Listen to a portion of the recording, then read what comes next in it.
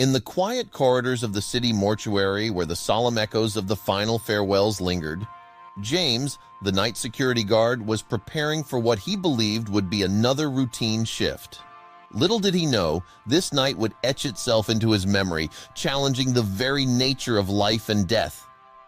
But hey, before we dive into the story, do yourself a favor and pause the video right now. Go hit that like button, and let's see if we can make this video reach 1,000 likes. And if you haven't done so already, please subscribe to your favorite story channel. Also, make sure to ring the notification bell so you never miss out on the latest and weirdest stories. Trust us, you won't want to miss what's coming your way. Now sit back, relax, and prepare to be amazed as we take you on an unforgettable ride. Don't forget to engage with us in the comments below. We love hearing from you. Without further ado, let's dive right in.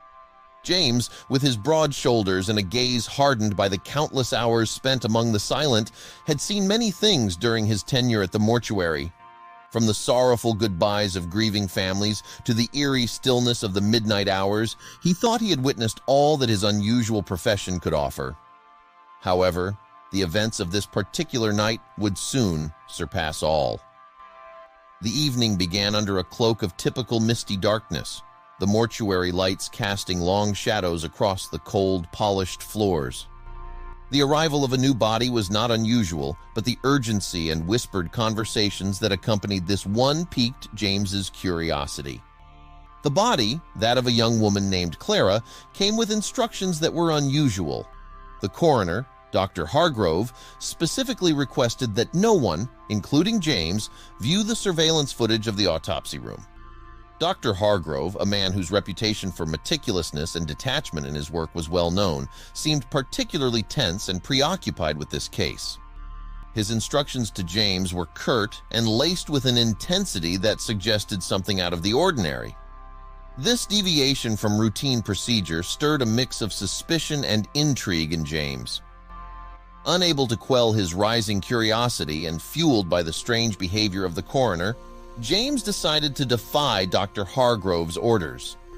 As soon as the coast was clear, he made his way stealthily to the security room, his heart pounding with a mix of dread and anticipation. What was so special about this woman's body that warranted such secrecy? Settling in front of the bank of monitors, James switched to the feed from the autopsy room.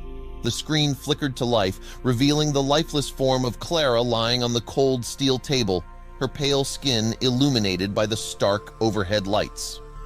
For a moment, everything seemed normal, just another sad, routine procedure. But then, something extraordinary happened. As James watched, frozen with a mix of horror and fascination, Clara's arm twitched. His breath caught in his throat. Muscular spasms post-mortem were not uncommon, but what followed was anything but ordinary. Slowly, almost imperceptibly at first, Clara began to move. Her movements were slight, trembling, but unmistakably deliberate. This was no cadaveric spasm. Clara was alive.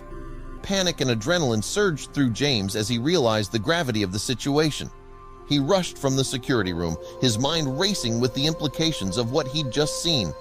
Bursting into the autopsy room, he was met with the surreal sight of Clara, very much alive, sitting up on the autopsy table. Confusion and fear etched across her features. The next few hours were a blur of activity. Emergency services were called, and Clara was rushed to the hospital with James by her side, trying to offer comfort to the understandably terrified woman.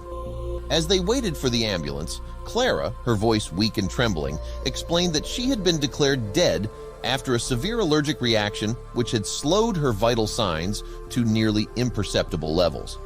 Meanwhile, Dr. Hargrove returned to the mortuary, his expression a mixture of shock and relief when he learned of Clara's revival. The repercussions of this night would ripple far beyond the walls of the mortuary. An investigation was launched into the procedures followed in declaring Clara dead, highlighting the fine line medical professionals walk between life and death. James, once just a silent guardian of the dead, found himself deeply changed by the night's events.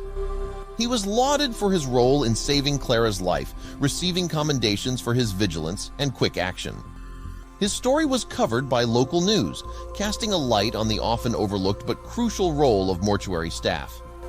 In the weeks that followed, James visited Clara in the hospital, their bond forged in the most unlikely and dramatic of circumstances. Clara recovered fully, her gratitude towards James immeasurable.